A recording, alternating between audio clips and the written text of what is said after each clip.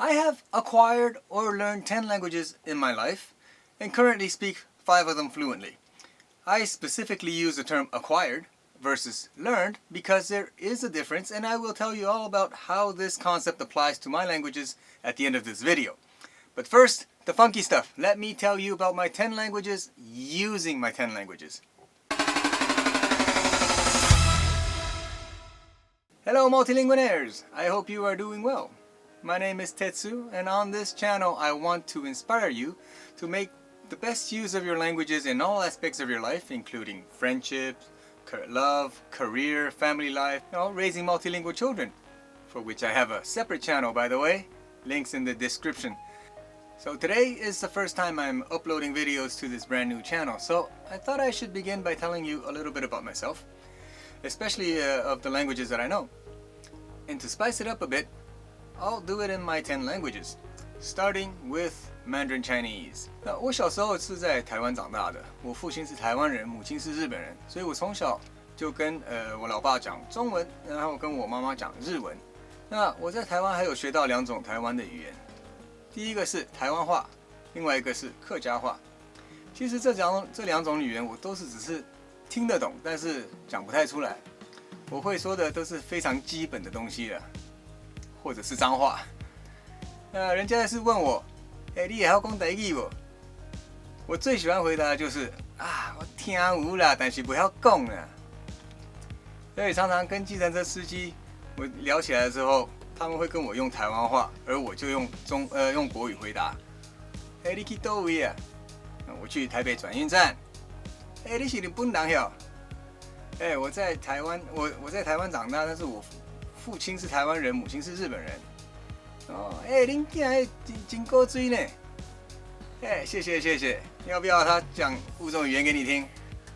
等等。那我为什么也会一点客家话呢？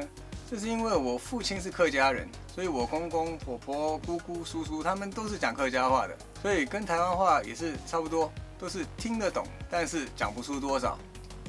你唐也是吗？唐也是啊，不会讲啦。那会讲的也是一样，都是最基本的东西啦。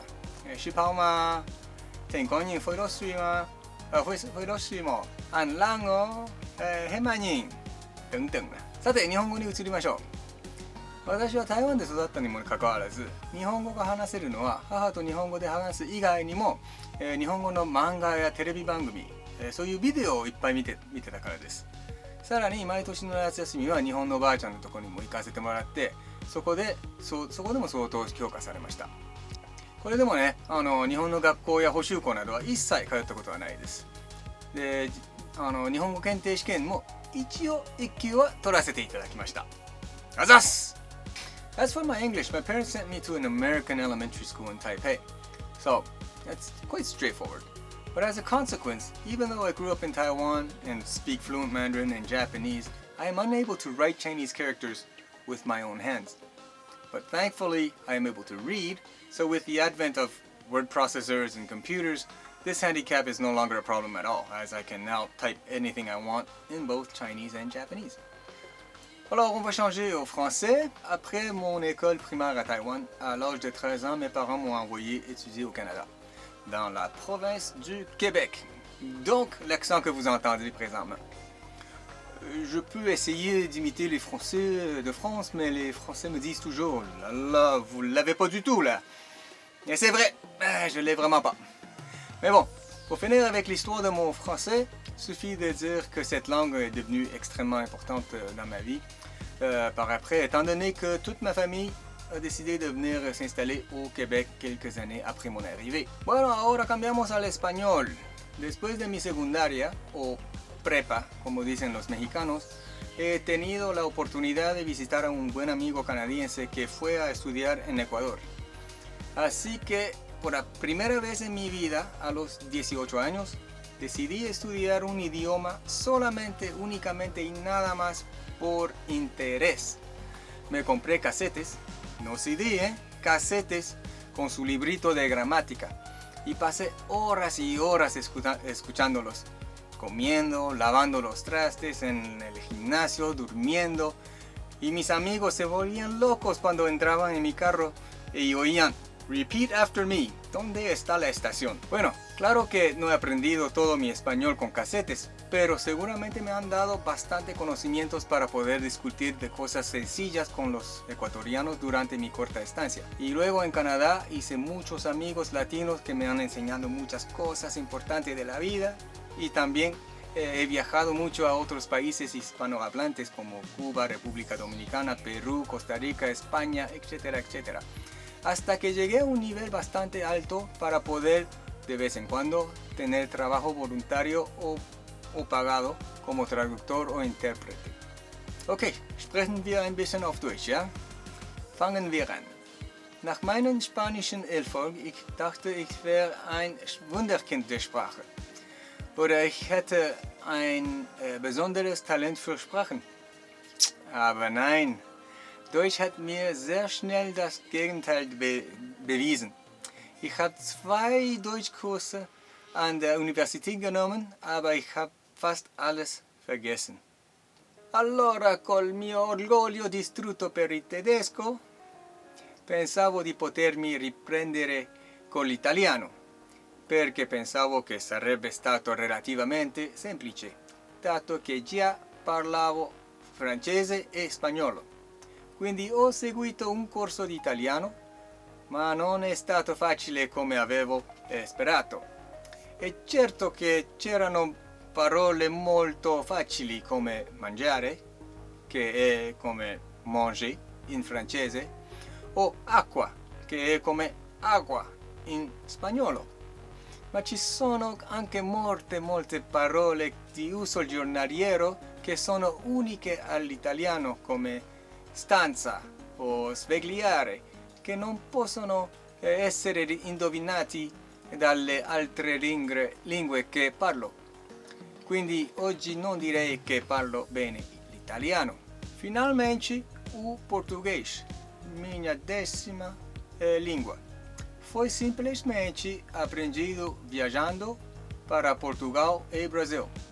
Ao contrário do italiano, que tinha muitas diferenças com o espanhol e o francês, o português estava muito próximo do espanhol na forma escrita. O que foi muito diferente foi a pronúncia, mas mesmo esses eram relativamente fáceis quando você lembra dos padrões.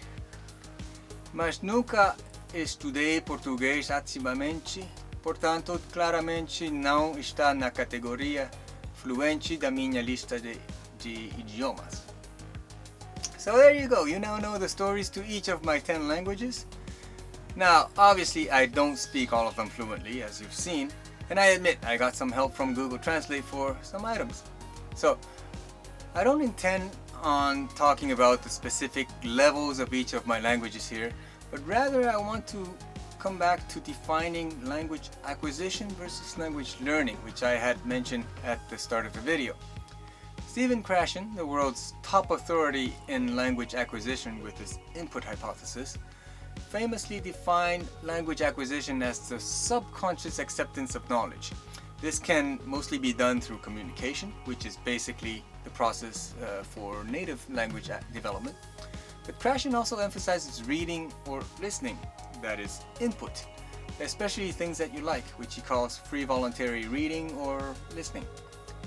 Language learning, on the other hand, is the conscious acceptance of knowledge about a language, that is, grammar or form, which is basically the process of typical formal language instruction. Now, interestingly, all of my fluent languages, so that's English, French, Japanese, Mandarin, and Spanish, were, I would say, acquired, or at least most of it acquired. For example, for Spanish, I did study the grammar a little bit at the beginning, so this part is learned, but after that all I did was purely using the languages.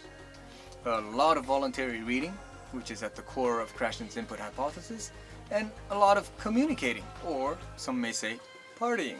Another interesting observation is for my Taiwanese and Hakka. I can't actively speak these languages fluently, but I do understand a lot of what is being said. So I am what is called a passive speaker in Taiwanese and Hakka. In fact, I believe I would still understand much more of the spoken Taiwanese or Hakka compared to German or Italian. And both of these languages I had learned by successfully completing intermediate courses at the university level with pretty good grades too. So long story short, I think language acquisition trumps language learning any day of the week, in my humble opinion. And even though I believe adults can acquire languages also, this process is much more natural and successful in children. I mean, just look around you. So if you have kids and want them to speak new languages, I urge you to teach them when they are young. And if you want more information on that, please check out my channel dedicated to raising multilingual children. Links in the description. On this channel, I plan on telling you all about the great things that have and continue to happen in my life, thanks to the languages that I speak. I do not have a traditional language job like translation, interpretation, or teaching, but I still actively use my languages in my work, my social activities, love and family life, and of course with my multilingual children. So I hope you subscribe and pick out ideas that you could apply to make the most out of your life as a multilingualaire. Ich dachte, Deutsch hat mir schnell. Allora col. Ai ai ai.